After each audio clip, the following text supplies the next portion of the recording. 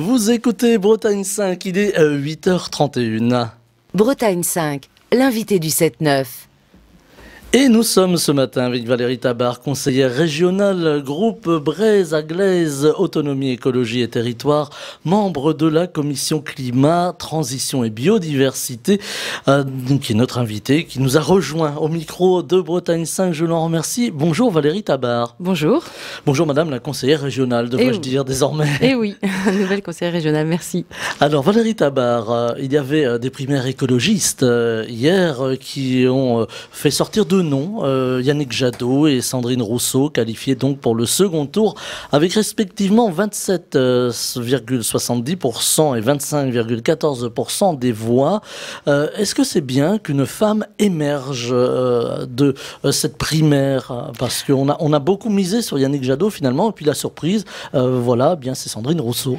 C'est une surprise et c'en est pas une, parce qu'on a bien vu qu'il y avait une dynamique très forte autour de Sandrine Rousseau. Alors moi je ne suis pas adhérente à Europe Écologie Les Verts, je suis de l'organisation Ensemble sur nos territoires, mais quand même dans la sphère des écologistes. Pour autant, notre groupe politique Braise-Aglaise, avant tout, on porte un projet aussi fédéraliste, donc on a une certaine distance avec toute cette actualité autour des élections présidentielles, parce que avant tout, nous revendiquons plus de pouvoir, plus de compétences, une autonomie de la région Bretagne.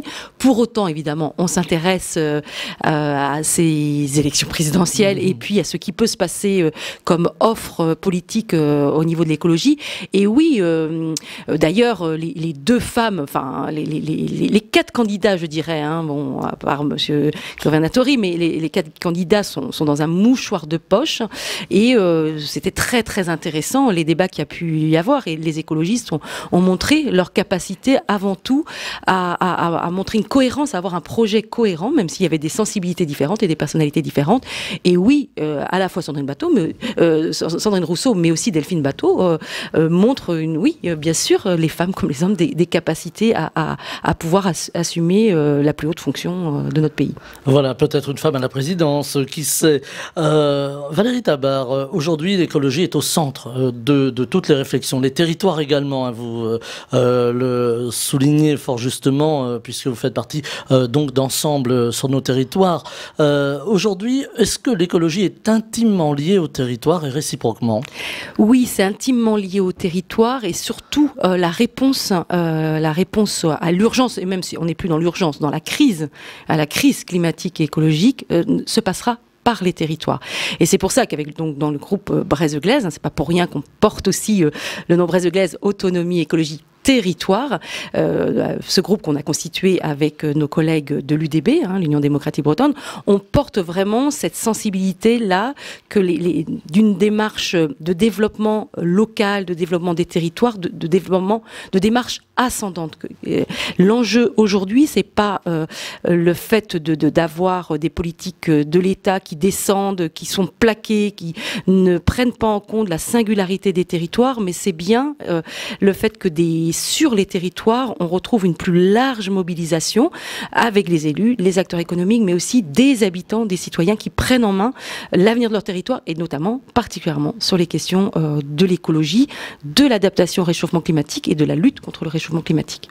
Voilà, il faut entendre, il faut écouter les gens qui habitent les territoires aujourd'hui, donc casser en fait cette forme de gouvernance descendante. Mais comment le faire, par exemple, à l'échelle régionale ? Alors, pour nous, c'est de miser davantage sur les pays. Donc, pour nous, la politique territoriale est à revoir. C'est regrettable pour nous le fait que la région Bretagne, aujourd'hui, a remis en cause sa contractualisation avec les pays. Les pays, ça regroupe plusieurs communautés de communes. Alors, bien sûr, et particulièrement en Côte d'Armor, on a des communautés de communes, communautés d'agglo qui ont grossi, de 22, je crois. On est passé à 7. Je ne sais plus exactement les chiffres, mais enfin, ça a été énorme dans la dernière réforme territoriale. Mais pour autant, il restait des pays, notion de pays, par exemple le pays de Saint-Brieuc, qui regroupait à la fois l'agglo de Saint-Brieuc et à la fois l'agglo d'Olembal. Et c'est structurant, c'est un bassin de vie, d'emploi, et c'est intéressant parce que de contractualiser avec les pays, on est à une échelle où on va vraiment beaucoup plus être sur un projet de territoire, discuter de la prospective du territoire, alors que les outils communautés d'agglo, communautés de communes sont beaucoup plus dans l'opérationnel, et donc voilà. Plus donc on technique, regrette, donc déjà ça, c'est une première chose que la région Bretagne remette à plat sa politique territoriale et revienne à la notion de pays et adossée d'ailleurs à l'identité historique des pays en Bretagne. C'est Jean Olivreau, j'ai pas eu le temps de lire son livre, je voulais le lire dans l'été, mais voilà, je vais le faire. Je sais qu'un collègue du groupe Brest de Glaise, s'en est emparé, a sorti un livre sur les pays bretons. Et ça, c'est important de nous adosser aux identités, nous aussi, culturelles, historiques, culturelles, patrimoniales des pays. Voilà, oublier un petit peu la technicité des agglos, revenir au pays et finalement à l'humain, parce que c'est plus facile de raisonner à l'échelle humaine dans un pays tel que le pays de Saint-Brieuc, par exemple, pour ne citer que celui qui est proche de nous, et justement peut-être remettre ces décisions, des décisions en fait, en tout cas l'humain au centre des décisions qui peuvent être politiques finalement. Oui, complètement. Il faut retrouver la proximité, il faut retrouver cette capacité à ce que ça résonne en fait. C'est-à-dire en effet, contrairement à ce que comme vous le dites, à des politiques très technique. Alors bien sûr, il y a cet aspect-là, mais c'est ça. Aujourd'hui, c'est assez regrettable le fait que on voit bien que les structures, les EPCI qui font du bon boulot, je n'incrimine pas, mais c'est devenu souvent des structures technocratique. Alors, il faut de l'ingénierie, il faut des équipes performantes, mais il faut redonner beaucoup plus de pouvoir aux élus et il faut qu'ils puissent associer les habitants beaucoup plus fortement. Quand je dis que ça résonne, ça doit résonner affectivement, ça doit résonner symboliquement. C'est pour ça que l'identité culturelle des pays est importante.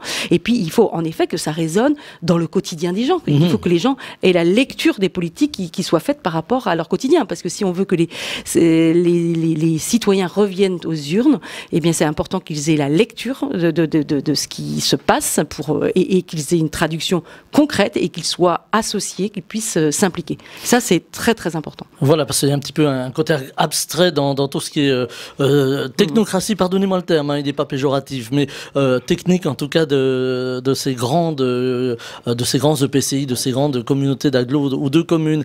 Alors aujourd'hui, on entend beaucoup de choses, on entend les citoyens, alors vous allez me dire c'est très français, pourquoi pas breton, qui râlent sur beaucoup de choses. Et aujourd'hui, là encore, on revient à l'environnement, on revient à l'écologie avec les algues vertes, on en entend beaucoup parler en baie de Saint-Brieuc particulièrement, mais on pourrait citer d'autres endroits en Bretagne. La côte sud n'est désormais plus épargnée, par exemple. Est-ce que là aussi, la région va devoir montrer un certain volontarisme? Complètement. Alors, donc, nous, on a pris la parole, un communiqué de presse qui a été relayé par la presse, justement parce que l'État a annoncé le fait de nommer un monsieur algues vertes et a annoncé, compte tenu des résultats du rapport de la Cour des comptes, qui montre bien que il y a beaucoup d'argent d'aide publique qui sont mis sur les plans algues vertes sans résultats probants, donc il va falloir changer la donne. Donc a annoncé cette mesure de contractualiser avec des agriculteurs pendant 3 ans et on a sorti un communiqué sur non à l'État chaperon, oui à un grand débat breton, parce qu'à un moment donné, encore une fois, comme je le disais au tout début de notre entretien, ce qui compte, c'est pas cette démarche descendante, ce n'est pas efficace, ça ne marche pas. Donc oui, pour nous, c'est important que la région Bretagne, donc on est dans une perspective, nous reprenne plus de compétences, de pouvoirs budgétaires, voire législatifs, mais en attendant, vraiment, en effet, affiche un volontarisme politique très fort, puisque la région Bretagne, et donc ses représentants dans la majorité aujourd'hui, sont en discussion permanente avec des services de l'État. Donc voilà, dans cette discussion, on puisse afficher un volontarisme politique très fort sur le fait qu'il faut remettre bien à plat ces politiques et qui est, en effet, nous on appelle à une discussion sur la question de la transformation du modèle productif breton, du modèle agricole breton. Alors ça se passe pas du jour au lendemain, puis les choses sont déjà en route. Il y a eu des efforts de la part d'agriculteurs, il y a des évolutions, mais aussi il y a encore du déni important. Il y a aussi beaucoup de résistance. Il y a, moi j'ai pu rencontrer dans la campagne des agriculteurs conventionnels qui sont prêts, qui bougent beaucoup et qui sont conscients du réchauffement climatique et qui ne se retrouvent pas vraiment avec d'autres pairs qu'ils ressentent aussi crispés, et même dans les responsabilités, quoi. Hein. Donc oui, la région Bretagne doit reprendre un moins, doit avoir un volontarisme politique, même si elle n'a pas les moyens suffisamment budgétaires, loin de là, mais elle doit afficher vraiment un cap. On doit sortir la Bretagne de l'ornière. Et quand je parle de déni, c'est que on entend encore le fait que le problème des algues vertes viendrait des nitrates, mais viendrait aussi des systèmes d'assainissement qui sont défaillants. Non, il faut regarder. Alors voilà, moi, loin de moi de stigmatiser la profession agricole. Je viens du monde agricole, j'ai grandi dans une ferme laitière, mes frères sont installés, j'ai une activité professionnelle en lien avec le monde agricole, j'ai une petite activité agricole, production de blé noir, transformation en farine, on a fait du pain, mais surtout on a une entreprise de fabrication artisanale de moulins à meule de pierre avec 6 salariés, donc je suis en connexion avec le monde agricole, donc je connais bien. Donc loin de moi de stigmatiser, mais mettons-nous autour de la table et repartons des faits. Donc les faits, les chiffres sont là, les chiffres, voilà, ça ne mentent pas.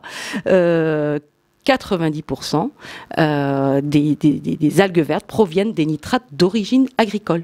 Voilà. Alors, et moins de 10% des systèmes d'assainissement. Donc ça, c'est pas possible d'entendre encore de la part de politiques ou de la part de responsables agricoles des chiffres qui sont pas bons. Alors Valérie Tabar, il faut entamer cette mutation. On en a parlé avec différents intervenants ici autour du micro de la matinale. Mutation qui est longue forcément parce qu'il faut faire bouger les mentalités. On s'aperçoit aussi que le monde agricole aujourd'hui est en crise grave. Comment arriver à donner l'impulsion, peut-être sur les nouvelles générations, peut-être sur la formation aussi? Complètement. Vous avez dit les deux leviers pour moi essentiels. La première chose, c'est, je l'ai répété à de nombreuses reprises dans la campagne, on est devant une opportunité historique qui est que dans les 10 ans, la moitié des fermes est à reprendre en Bretagne. Donc, il y a un renouvellement. Donc à partir du moment où toutes les installations doivent être travailler dans le prisme de cette transformation agroécologique.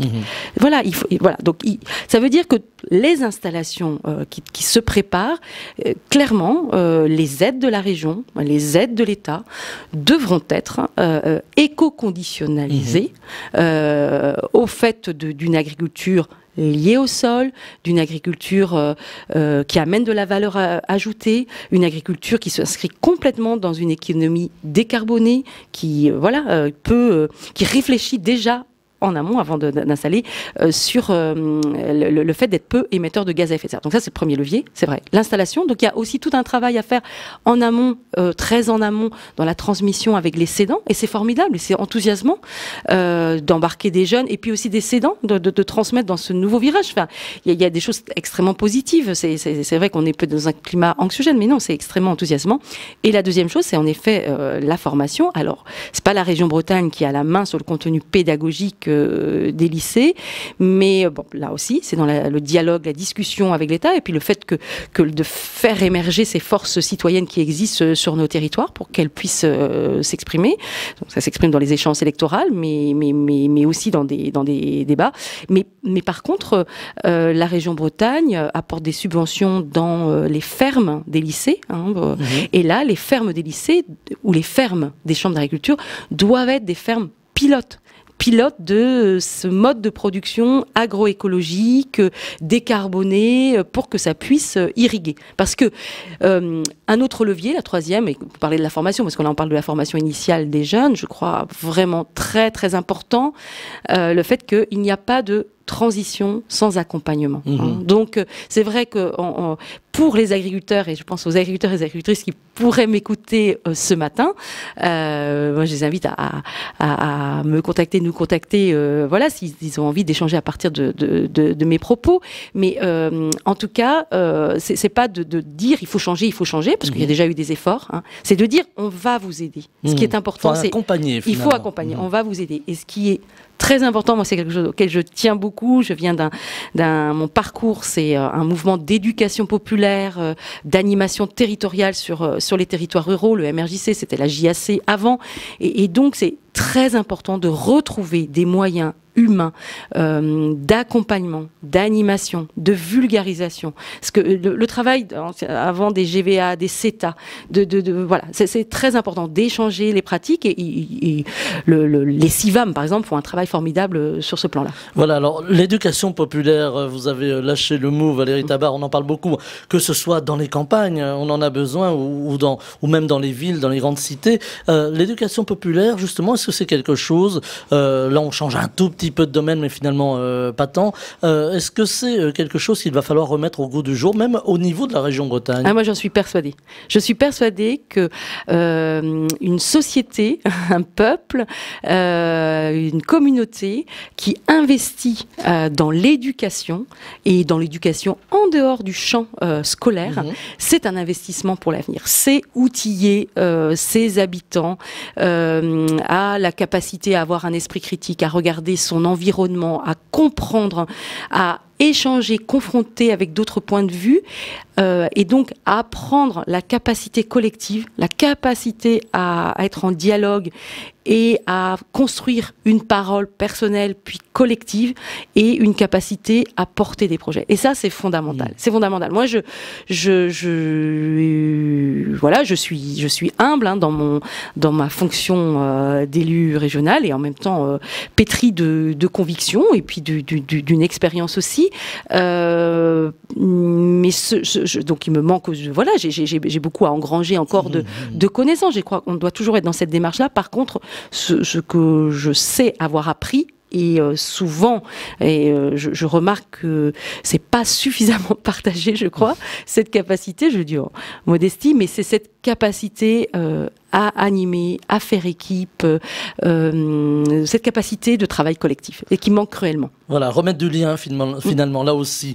Le dialogue est difficile parfois dans certaines circonstances, on le voit avec ce dossier de l'énergie et particulièrement des éoliennes en baie de Saint-Brieuc et même des éoliennes à terre. On voit aujourd'hui des groupes d'opposition aux éoliennes à terre. Est-ce que là aussi il va falloir renouer le dialogue? Est-ce qu'il va falloir parler avec les pêcheurs par exemple en baie de Saint-Brieuc? On a le sentiment qu'on a deux mondes qui s'affrontent.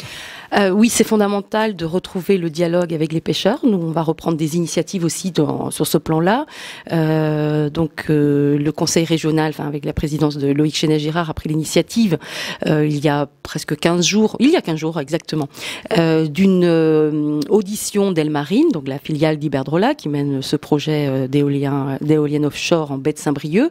C'était une intercommission entre la commission climat, dont je suis vice-présidente d'ailleurs, voilà, et membre et vice-présidente, et la commission économie, et c'est vrai que plusieurs groupes ont dit mais il faut aussi entendre les pêcheurs. Donc on va voir comment la majorité, l'équipe de Loïc Chénet-Girard va s'en saisir, mais en tout cas pour notre groupe politique Braise-Glaise, qui est engagé aussi dans l'intergroupe Bretagne d'avenir, qui fait suite aux élections, à ce que nous avons porté ensemble pour les élections régionales, nous allons prendre des initiatives aussi de dialogue, et justement là ce qui est important, c'est retrouver un terrain du dialogue apaisé, de pouvoir prendre le temps de poser les constats, le diagnostic partagé.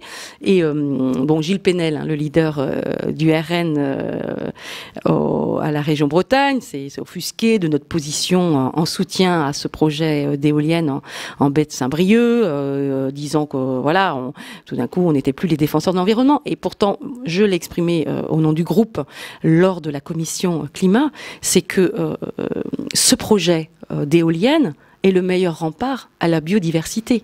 Parce que ce projet d'éoliennes travaille à l'autonomie énergétique et à notre indépendance par rapport au nucléaire et les risques d'accident, mais par rapport aux énergies fossiles, émetttrices de gaz à effet de serre. Et qu'à un moment donné, ces gaz à effet de serre qui sont responsables du réchauffement climatique réchauffent nos océans, acidifient nos océans, et c'est ça qui fait perdre la biodiversité sur Terre, mais aussi en mer. Donc, la préoccupation de la ressource halieutique pour les marins pêcheurs, eh bien, elle doit être focalisée, c'est ce qu'on nous diront aux pêcheurs, en tout cas, on mettra ça en dialogue avec eux. Elle est surtout liée aujourd'hui au réchauffement climatique. Donc, c'est pour ça que, voilà. Alors maintenant, que ce soit porté par une société capitaliste, oui, on aimerait que ce soit autrement. Qui a été pointé du doigt beaucoup. Voilà, qui est étrangère. Oui, on aimerait que ce soit autrement. Mais force est de constater qu'on n'a pas encore les forces pour faire émerger une autre forme d'économie à cette échelle-là, et que pour nous, voilà, on hiérarchise les choses dans une vision globale. C'est plus important que ce type de projet sorte de terre, de mer, en l'occurrence, ou de mer. Et bien sûr, il faut travailler comme pour moi, comme en tant que maire, quand j'étais maire de la commune de Lornan, nous avons travaillé, donc le projet est en cours, mais à des éoliennes dans le même modèle que celle du Menet, donc un parc éolien partagé sur la commune de Saint-Gilles-Lornan. Et nous avons travaillé à ce qu'il y ait une participation des citoyens, des habitants, qui prennent part à 40% du capital. Mais c'est pas juste la petite participation au départ, parce que des sociétés privées proposent ça, maintenant c'est 1 ou 2, puis après ils remboursent les habitants. Non, nous c'est 40% du capital, et les sociétaires qui sont en cigale, sont dans le conseil d'administration de la nouvelle société. Il y a un poids décisionnaire et capitalistique finalement. Tout à fait, et ça c'est passionnant parce que ça veut dire que ça met des habitants à la fois dans une culture d'entreprise, ce qui professionnellement éventuellement ils ne connaissent pas, ou en tout cas pas dans les fonctions de direction, de gestion. Et puis ça met aussi des habitants à être affûtés, à s'intéresser, à apprendre sur la question énergétique.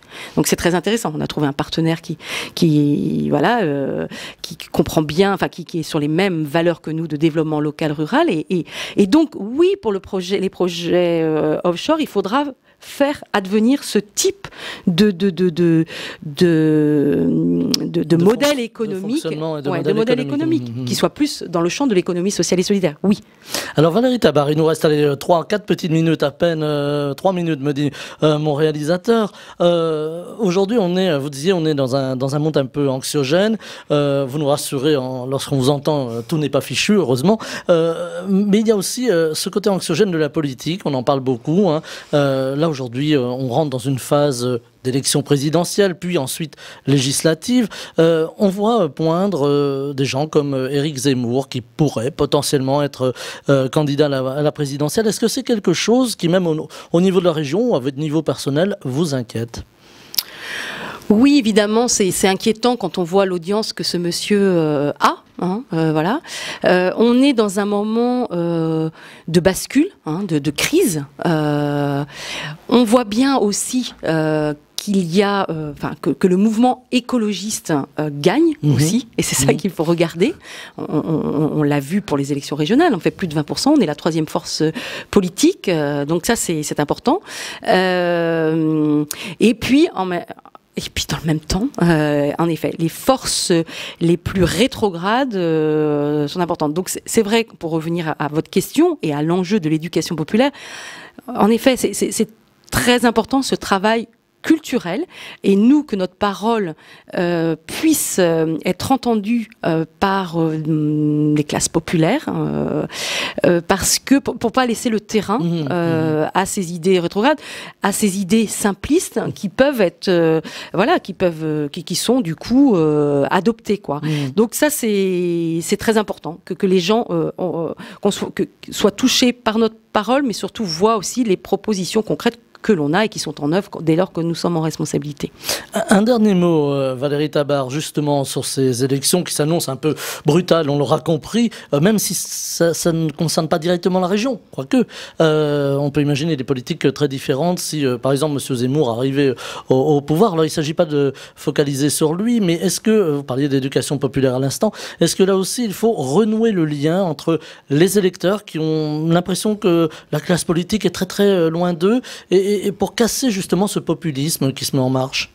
Oui, alors bon, moi je pense que les électeurs se sont détournés des urnes, et il y a une responsabilité des politiques et je le vois. Enfin, moi je me sens tout à fait légitime à ma place, voilà, liée à mon parcours, parce que je n'ai jamais fait de la politique mon métier. Donc ça c'est important, c'est qu'à un moment donné, il y a besoin de renouvellement aussi, des gens qui sont en politique.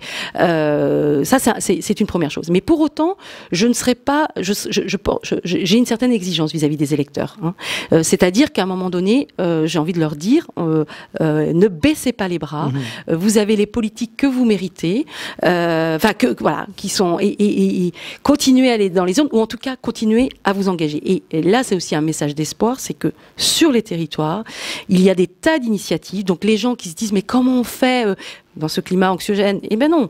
En fait, il y a des tas de solutions qui sont à l'œuvre sur tous les territoires. J'invite les gens à aller. Alors, vendredi dernier, j'étais à l'inauguration de la recyclerie du Menet, donc portée par des bénévoles autour de l'association Art de Recycler. Donc, à un moment donné, je l'ai posté sur ma page Facebook, c'est sur le territoire du Menet, jouons le jeu. Achetons responsable.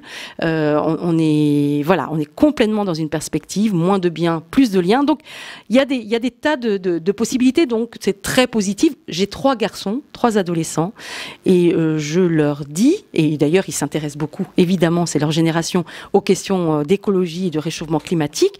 Et à la fois, on est dans une crise et c'est grave. Hein. Moi, j'ai entendu le secrétaire général de l'ONU qui dit voilà, aujourd'hui, on est sur une perspective de plus 2,7 degrés, hein, et que les objectifs, les engagements des États ne sont pas tenus, et c'est grave. C'est grave. Donc à la fois il y a une gravité, mais on sait que si des réponses sont données, donc l'échelle individuelle, collective, mais évidemment, à plus de 50%, il faut des réponses de politique publique. Donc c'est pour ça qu'il faut aller aussi voter. Eh bien, on peut infléchir. C'est possible. Donc ça, c'est porteur d'espoir de se dire on est capable de refaire la couche d'ozone dès lors que voilà. Donc voilà, moi je dis à mes garçons, vous vivez aussi une période formidable d'invention, de créativité. Voilà, c'est la note d'espoir, et c'est sur cette note d'espoir que l'on va se quitter. Valérie Tabar, il y aurait encore beaucoup de choses à dire, bien vous reviendrez évidemment au micro de... Oui, j'ai pas parlé de thèmes autour qui nous sont chers dans le groupe Brest-de-Glaise, on ne m'a même pas interrogé sur ça, mais c'est vrai que sur la réunification, les coopérations avec la Loire-Atlantique, autour de la langue bretonne, il y a beaucoup de choses à dire, mais voilà, vous nous réinviterez, puis il y a d'autres collègues qui pourront venir. Voilà, il y aura un prolongement forcément, mais déjà les 8h58, alors on doit se quitter. Valérie Tabar, je rappelle que vous êtes toute nouvelle conseillère régionale dans le groupe Brest-de-Glaise, Autonomie, Écologie et Territoire, vice-présidente de la commission Climat, Transition et Biodiversité. Vous êtes venue ce matin au micro de la matinale malgré les embouteillages et la route, et je vous en remercie. Je vous souhaite une très belle journée. Embouteillage, pas trop, je viens d'un territoire rural, mais beaucoup de voitures sur la route. Voilà, très belle journée. Merci. Bretagne 5 matin, le 7-9, Stéphane Hamon.